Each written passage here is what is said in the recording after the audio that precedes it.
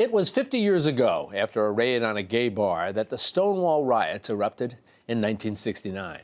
That night and in the days that followed, men and women stood their ground. They had had enough of being denied equality and their civil rights as Americans, and in turn heralded in a new era. What followed shook the nation, and the gay rights movement was born. Now, the leaders of that revolution are aging, as is the gay population here in America. And as a community, they're concerned that President Trump's tax cuts will hurt funding for federal programs aimed at LGBT seniors and those living with HIV. Organizers of SAGE, an organization that now stands for Services and Advocacy for GLBT Elders, are headed to Congress to demand change. It's that organization's first ever National Day of Advocacy.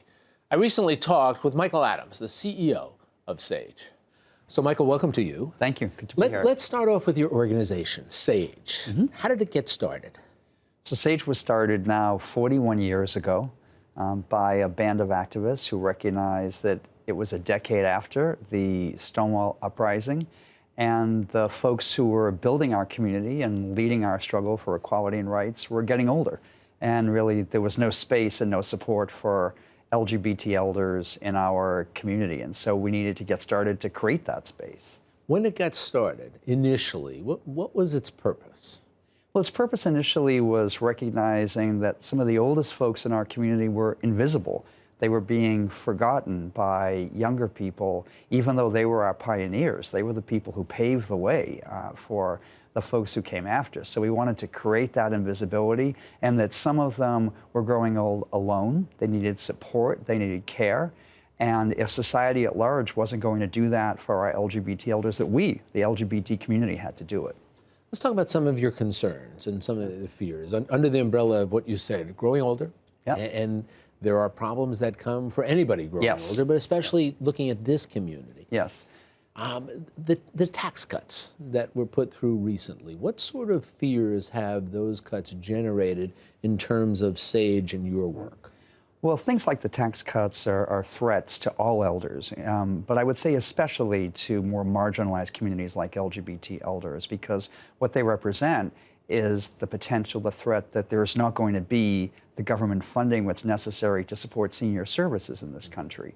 And if you think about the elders that SAGE works with, we're working with a population of elders, LGBT elders, who are very isolated in many cases. Vast majority of Why? The vast majority of them don't have kids. In fact, 4 times less likely to be parents than older Americans in general. Twice so as they likely, don't have that family They don't have that family net. support, right? Twice as likely to grow old single and living alone. And we live in a country where adult children and partners and spouses are the primary sources of support for elders. For LGBT elders, for the most part, they're not there, right? So what that means is there's a greater need for senior services.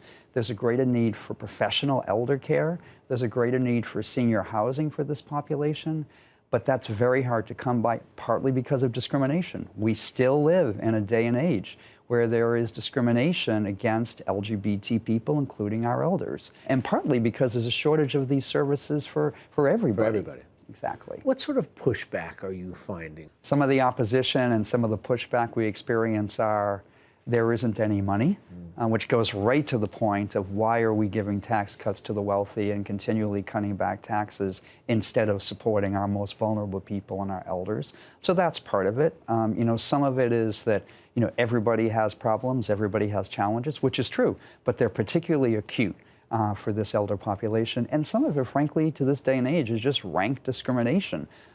Some of that is religious-based. We're dealing right now, for example, in St. Louis with a situation where an elderly lesbian couple was denied admission to an elder care community on the grounds that their relationship, their 40-something-year relationship, is not a biblical marriage, right? So discrimination still is a big part of the problem. In preparing for this, I was sort of surprised at the percentage of these elder care facilities that are involved in some sort of religious base. Yes. And I imagine that's creating, as you mentioned, that's creating additional problems. Yes. The continuing care retirement communities are the optimal retirement communities because they start as independent living, and then they have memory care and nursing care as folks advance. So you can transition into that. Yeah, exactly. So you can make that transition. 85% of these kinds of elder care communities are run by religious organizations.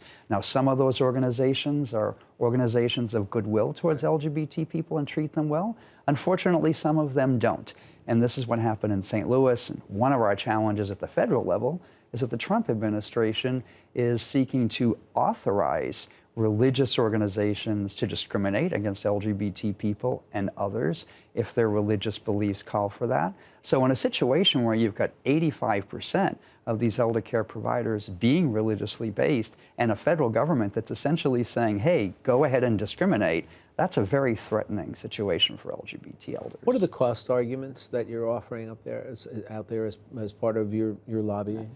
Well, from our perspective, and I think we can demonstrate this with data, the fact is that it costs less for us to take care of our LGBT elders than it costs for us to ignore them. So just to give you an example, long-term care in this country, nursing home care costs on average almost $100,000 a year per individual.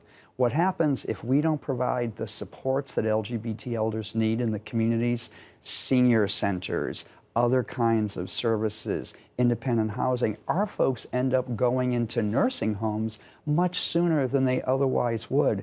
That costs a lot more than if we invested a much smaller amount of money in the support that people need to stay in the community. So the reality is, when we take care of our elders, it ends up being cost efficient as well as the right thing to do. So beyond the arguments of normal decency and respect, you can point to dollar figures. Absolutely, absolutely. It makes no sense to ignore or neglect our LGBT elders from a dollars and cents perspective. Let me ask you the last question. The Day of Advocacy coming up March 13th. Yes. Down in Washington, D.C., what is it going to entail?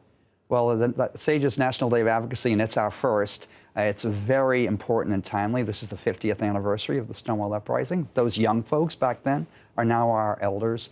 The point of that day is that LGBT elders from New York City and from other parts of the country will be coming together and basically heading on to Capitol Hill, talking with senators, talking with members of Congress to explain the challenges they face, why it's important that Congress step up to the plate. There are pieces of legislation that we're advocating in favor of, both legislation that would address the needs of elders in general and more specific legislation that focuses on LGBT elders. And fundamentally to say, we, our elders, we refuse to be invisible. We refuse to be ignored. We are going to ensure that our elders' voices are heard on National Advocacy Day and really from there every other day of the year. Well, Michael, as we said, important issues that need to be addressed. I want to thank you for spending some time Thank you. and for helping us to understand. Yeah, great. It's really good talking with you. Thank you. Take care. Okay.